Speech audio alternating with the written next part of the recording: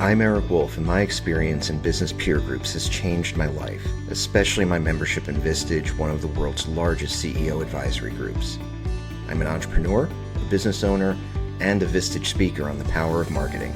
This podcast is dedicated to the people who make those experiences possible, the peer group chairs. Every episode, I interview a Vistage chair who has dedicated their time to helping entrepreneurs like me succeed. My guest today is Karen Kemerling.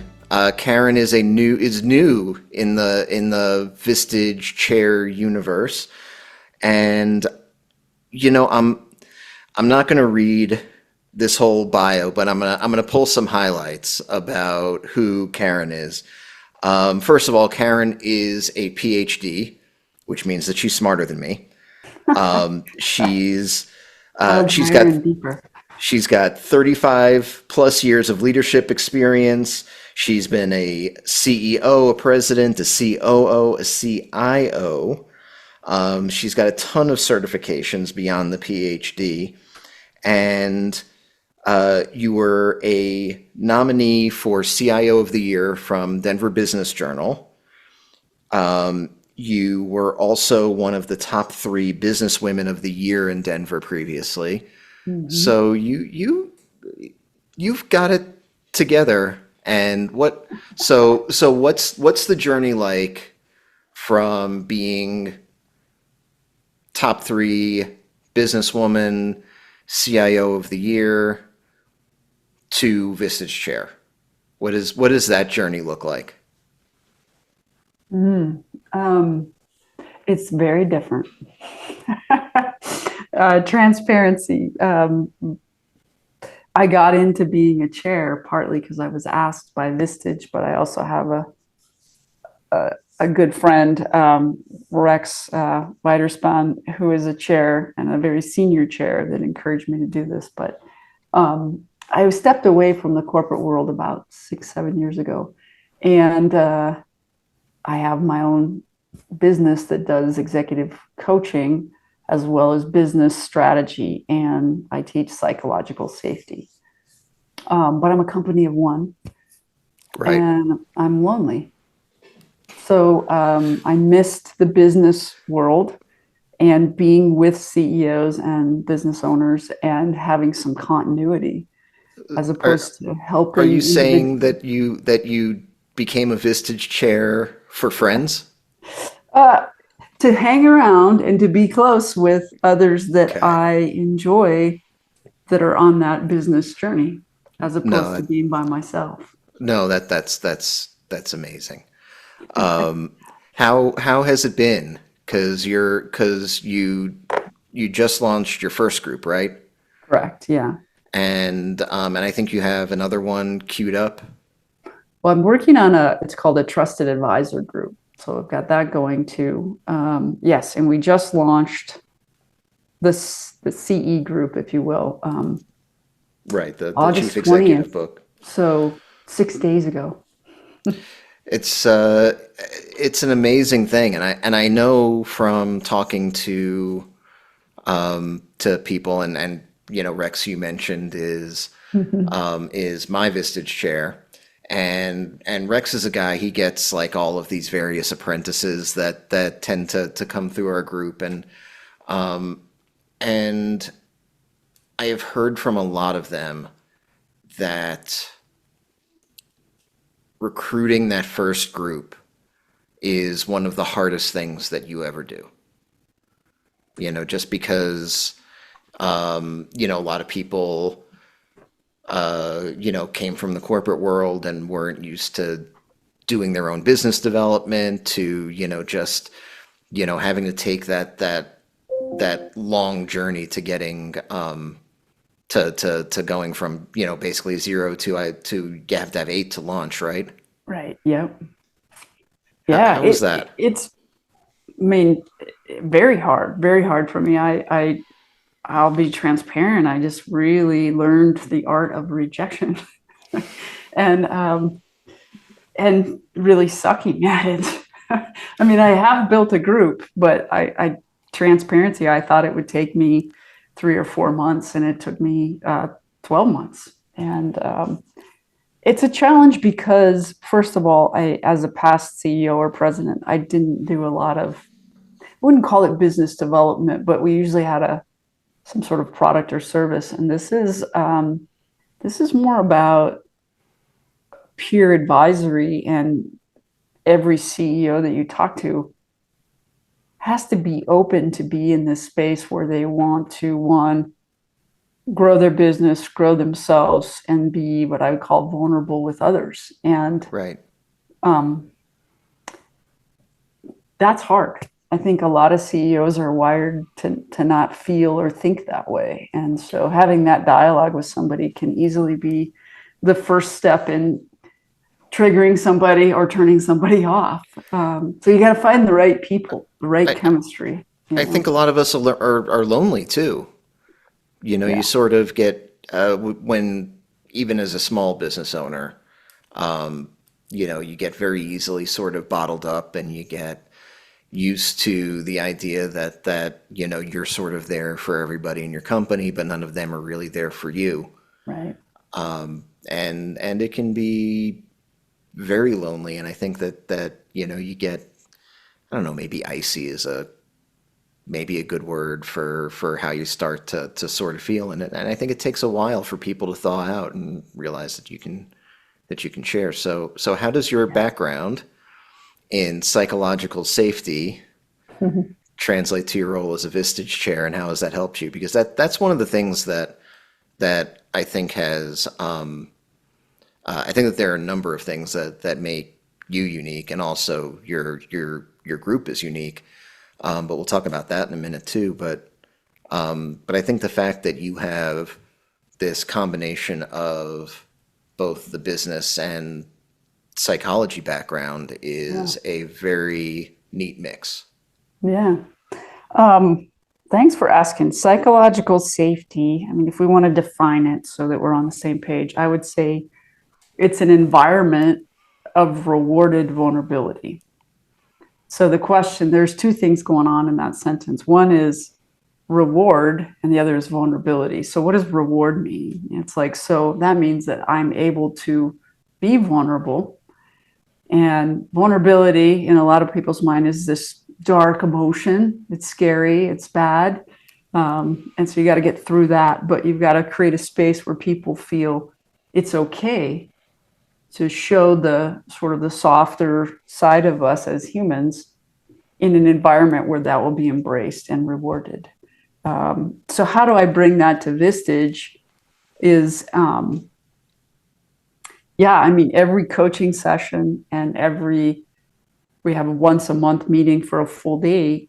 It really is about modeling the way and getting people to feel safe to say, nobody in this room is your competitor. We are all at the same level. We're all here to be vulnerable and share and grow. And the only purpose for us is to help each other, which means we need to be Right. able to challenge each other directly, but we also need to be able to show love and care and connection and reward vulnerability when that happens, so people don't feel, I mean, it's awkward, it's normal, and that's part of life. So we practice that. I mean, that's part of the issue processing that we do, where people show up and have pretty tough situations that they're dealing with, either personally or professionally or both.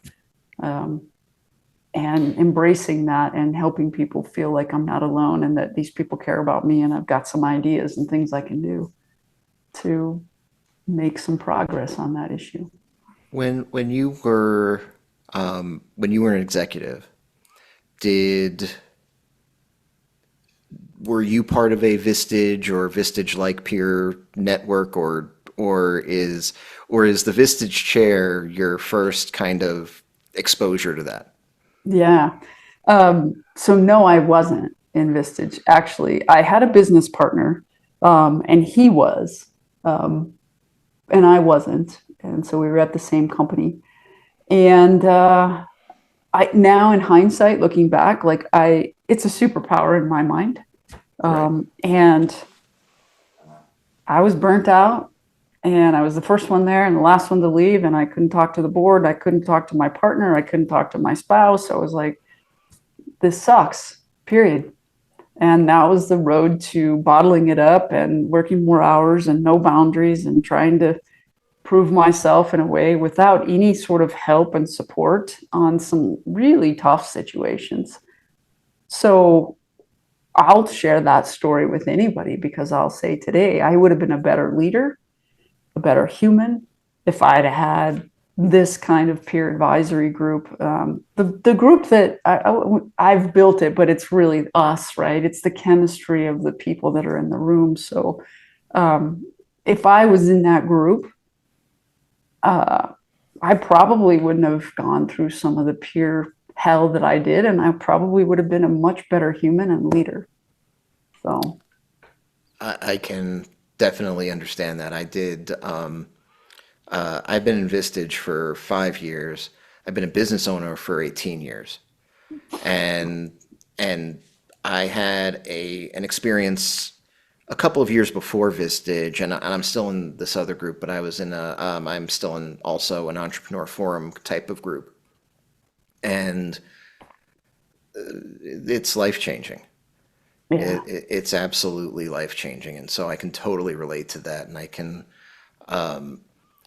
God, I wish I could remember the name of the book. But I first heard about this. I was reading a book, and it was sort of like the diary of a business owner. Boss Life, that was the name of it. And he would talk about going to his Vistage group and what a that's cool. powerful experience that was, and all of the ways that he got helped. And I was like, man, like so that's what this thing is, and I need to get some of that because you get so, like you said, Yeah. it's tough. It's such a good point because I was in other groups, industry groups for the Right. businesses I was running. This was a fintech company, and there was, the Federation of Exchange Accommodated, all this kind of stuff, right? And transparency, even like peer female executive groups, not the same, not the Right. same as a group like this that is more diverse, different industries, different levels of experience, different genders, different nationalities. It's like that's different, and that makes a difference. But even the thing where you would go to like a professional group or a networking group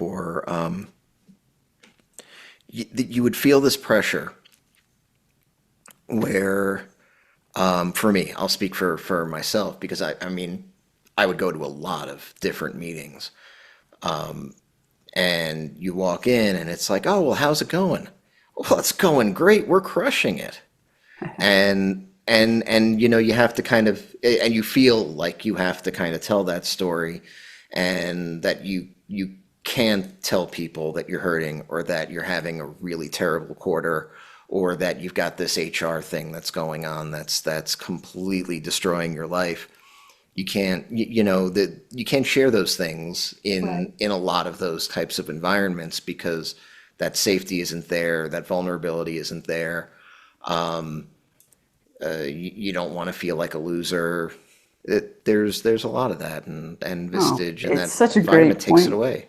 Eric. I just think of one of the, and I won't get into the details, but one of the issues that we processed in a meeting is a guy that's a owner, founder, CEO, and he flat out with the group said, I don't want this job, and it was like we issue process. I won't get into the details, but I mean there was tears and things like that because like you said, the amount of pressure. So he's the owner, the leader, the CEO. How do you show up and be like, guess what, I'm totally not into this. I'm gonna have a breakdown, I'm gonna get a divorce, my kids don't know me and I don't like it. It's like, okay, how And do and how do we how do we work through this with this person? and imagine having to come to to that realization in the first place, and what Yeah. that, and when you are a business owner and when you are a CEO, and to have to live with that dissonance inside of yourself. Like Yep. that's very heavy. Yeah. But like back to the psych safety, the vulnerability in the room, like no one judged him. Nobody was like, oh, you're not a great leader. Everybody was like, you're amazing. Let's talk about it. And he, you know, I won't speak for him, but I could feel the safety in the room and the love and the connection for him, not only as the owner of a company, but a father and a husband and all the things that he was putting on himself to show up in a different way that he's like, this is killing me. I need help. As without, if it's possible, without violating confidentiality, how did that situation resolve? What did the CEO that realized he didn't want to be a CEO anymore? What did he Yeah. end up doing? He, he is finding another CEO to help run that company. And he's having honest dialogues with the leadership team in his organization about it. And he's the last update. He went fly fishing with his kids. Oh, that's nice. That's So terrific. I mean, it's a step, right? You know, there's still a lot of work to be done, but he's making the change and he's doing it in a way that is, I believe, really, really powerful for that organization. I mean, a lot of examples. Let's look around, right? We've got like, I mean, people like Bill Gates, right? He started Microsoft and he finally said, look, I don't want to run this company, but I'll be the Right. chief technology officer. So there's like a bazillion examples of super smart, powerful people that have the courage to say, someone else can lead this company better than me. And that's like the ultimate leadership, I think. So good for him for, And leaning in and being authentic with us. and good for him. And of course, I guess the solution sort of, when you think about it, seems obvious, but I can guarantee that it wasn't obvious to him. And Right. Well, clearly, there's so much pressure, right? And yeah, we can all appreciate that. I can feel it in my gut, right? Even just talking to you about like when we went through it together, how hard that is to say, God, I feel like a failure. And he's like, you're not a failure. Actually, you're a great leader because you're able to say, look, I think that we can take this place to a different level and I can have a different life that actually is success to me, not forcing myself to be somebody I'm not. one thing, if I can say, that is especially cool about your group, which is really hard to find, as far as I've seen, is having a group that is majority female. Right. It is true. It, it's it, We have it's remarkable. five women and three men right now, probably five women and four men, but it will change likely. Transparency, because just the law of averages and the Denver metro area, there's more males running companies at this size than women, but I don't know. I certainly am not trying. That was never the intent. It just turned out that way. Um, From my experience you know, in visiting groups and in going to the events, and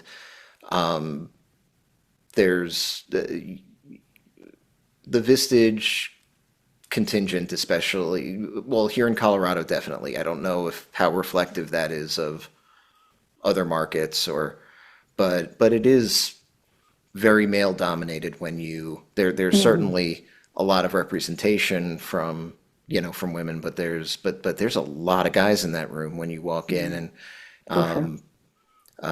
we're recording this in September, and we're about to have in a couple of weeks or no, where this is still August. But Close though. man, but yeah, but we're about, what, 3 weeks away from having the big Vistage Summit in Yeah, Denver. yeah. and Vistage and Executive Summit. Yeah. and Mhm. I'm pretty sure that I'm going to see that same kind of breakdown when I walk in. But it's really 70/30, cool. probably something like that, I'm guessing, but yeah. I think you're right.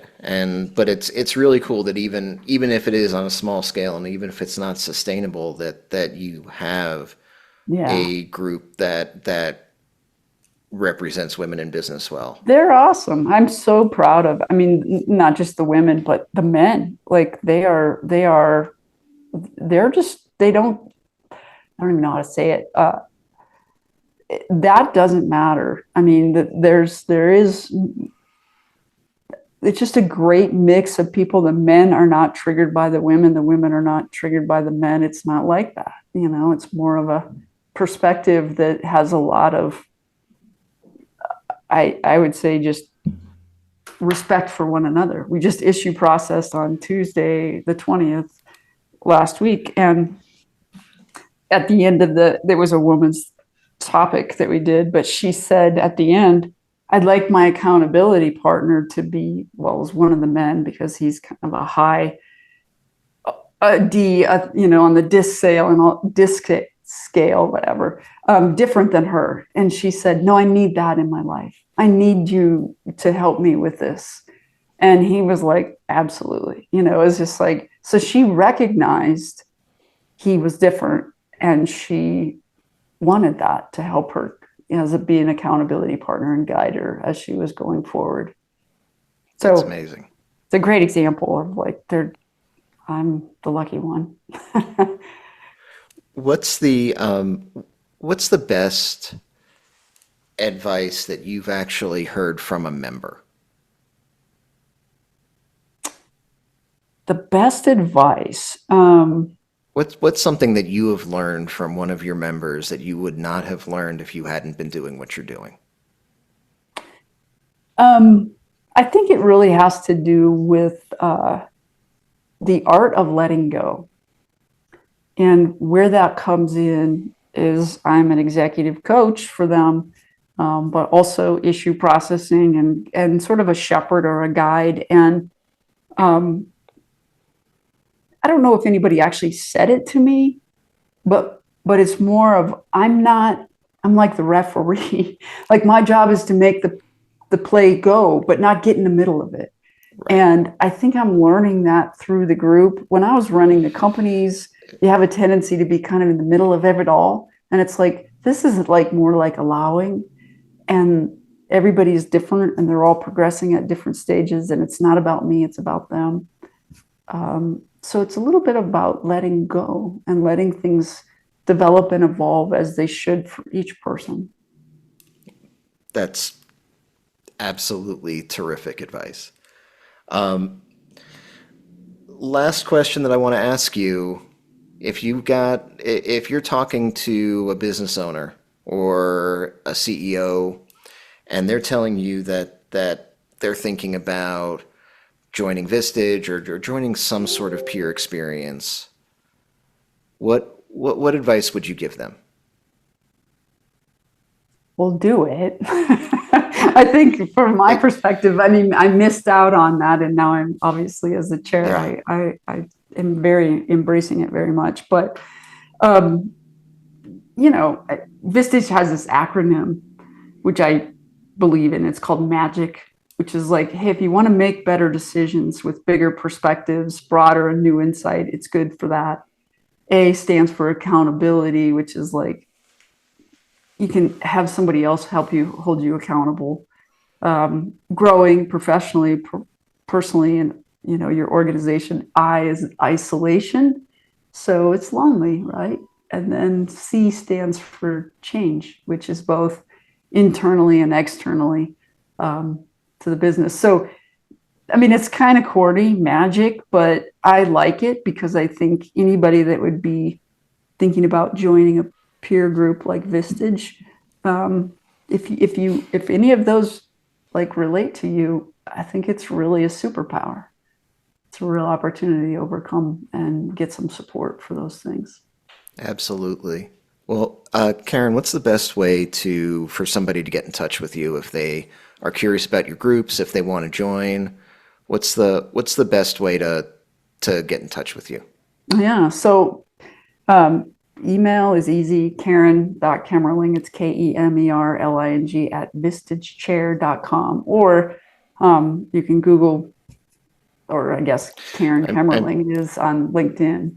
I feel like there aren't a lot of you out there. So I don't think Kemerling, I think you're the first Kemerling that I've ever met. So Yeah, well, most people think it's like this the city in the state of Colorado. It's like, what's your last name? Kremling? I'm like, no, no. Add a B, another couple M's. Uh, yeah, there's probably not a lot of it's a German thing, but truthfully, I'm more Norwegian than German. So oh, very cool. Thank you so much. I really appreciate it. Thank you for taking the time. This was it's a awesome, joy. and congrats on your group launching. Thank you, Eric. I love it. Thanks for the questions. Appreciate the dialogue. You got it. Okay.